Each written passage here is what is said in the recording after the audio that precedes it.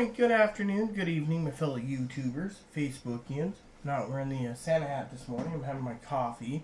I'm about to head out for a while, but I've been getting messages about tablets.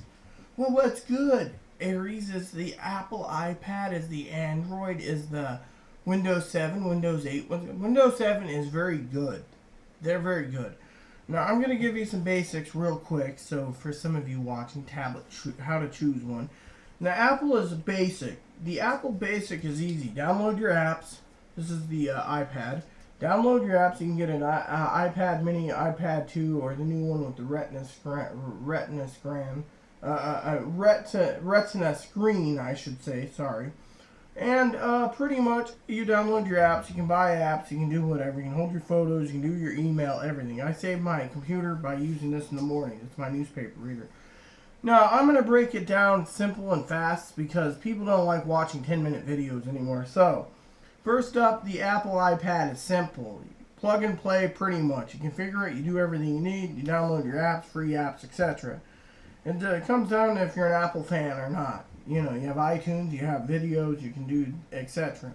Now, for some of you other people out there like, oh, well, what about this? Well, I'm going to break it down. Windows 7, unless you use an active digitizer and you have a touch screen that works properly, you're not going to be happy.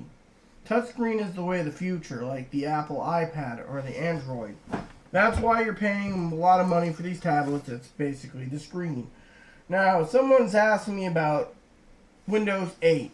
Well, I'm going to break it down to you. You get two different types. You get your 10.1 inch screen or you get your 11.6. Now, some of these 10.1 inch screens ain't bad. You can put it to a docking station, hook it up to a USB, to a full computer, hook it to your USB CD-ROM drive if you wish.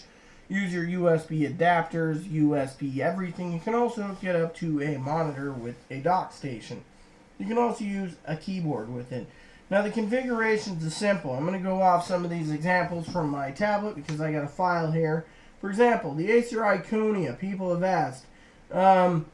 Most people have asked me, what's the deal between tablets? Well, the more the money, the more the processor speed's going to be. Now, for the basic ones, for $4.99, you're getting a Clover Trail processor. Oh, well, what's that? It's a mini processor that does work. Sometimes it's single or dual core. Problem with those is simple. You have 2 gigs of RAM on board. That's what your processor is doing. My, I don't know if you can see it, but right there, my netbook has 2 gigs running Windows XP. My desktop right here runs 2 gigs on Windows ME. My other desktop runs 16 gigs of RAM. And my laptops, they're maxed out. So technically, it depends on what you're going to use for the computer. So if you say, oh, well, I need this and this and this. Well, question is, are you going to need an active digitizer to touch your screen to say draw? Because if you're looking for a drawing or an artsy type of thing or to take notes, then you might want a Samsung Active tablet because all their tablets, except for the Samsung Galaxy 2s, the Galaxy 1 8.9s, and the Galaxy 10.1s have the digitizers. The Galaxy Notes and the Active tablet and the Slate Series 7 tablet has active digitizers. For the basic needs, let's just go down. If you find one that's running 4 gigs of RAM minimum and it's running an i5 or an i3, then that means your processor. But it also means your battery will be going down as well. So, on that one. Other tablets, that's what I'm saying. Now, if you see something like something that says something like the Atom Z780, that's basically the Clover Trail, pretty much. So you can rule out that you're, for the affordability.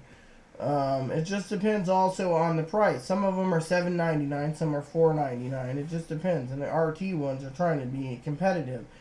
Dell is bringing out an affordable Dell full-size Latitude for $4.99. I highly would look into it. It's still running a 2 gigs of RAM, but apparently if you just need basic things like weather, email, and by the way, the Universally AI apparently is universal, so it means you can go into, say, your desktop computer at work, put in your information, and your tiles all are lined up just like if you're at home. So they're making it universal.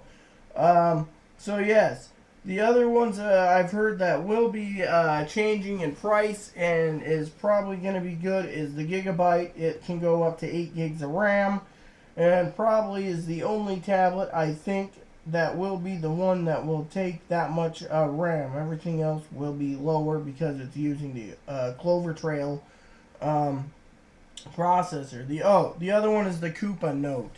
They say it's $1,100 and it runs up to 8 gigs of RAM, and you get an i3, i5, or i7. So it just depends on your what you're planning to do. And the Lenovo Edge Twist is also, it's like a laptop tablet hybrid.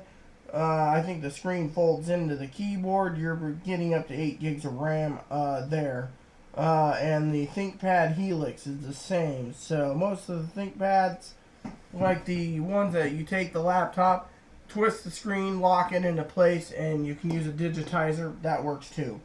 So technically you got to look at those features, what you're going to be doing with said tablets. Like I said, some will be different, some won't be. It just depends. Another one of the contenders that just came out, will be out in spring, is the Vizio. Yeah, we don't have much information on it, but that's all I can tell you.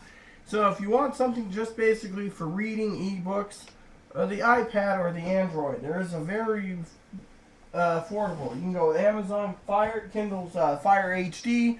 You can go with the Samsung Nexus, which is, Google Nexus with Samsung built. You can go with the any Samsung 2s, whether it be 7-inch or 10-inch, or you can go with the Windows 8 or Windows 7, or the Apple iPad or iPad mini. Each one does the job. It just depends on what you want to carry and what you feel comfortable with. Now, if you want something 10-inch screen, it's wide, well, whatever floats your boat. So when you're making these decisions, ask yourself, what do you want? Do you want to be limited in the iPad's ability, which you can only do certain things and you have to Droid, or this is the first tablet, the Galaxy Tab, and for example, a 7-inch, or do you want something like this that slips into your pocket? With that said, you just got to look at it from all points of view. If you want to run something, if you want to run something that's running 3.0 honeycomb, 4.0 ice cream sandwich, 4.1 jelly bean, Mac OS 5.0 or 6.0, you know, the iOS 5.0 or 6.0 for Apple, or do you want to run Windows 7 or Windows 8, which can handle most of your applications for your programs? One guy said on a YouTube comment that he was playing World of Warcraft in low settings. It can be done, but these tablets were meant for web browsing and getting jobs done and doing email and taking it on the road. They're doing it this way to make things be less cluttered and etc. And some people could use them as full-size computers. So with that said, please add and subscribe if you like. Please post comments in the box if you like. And sorry it took too long to explain a few things. Have a nice day.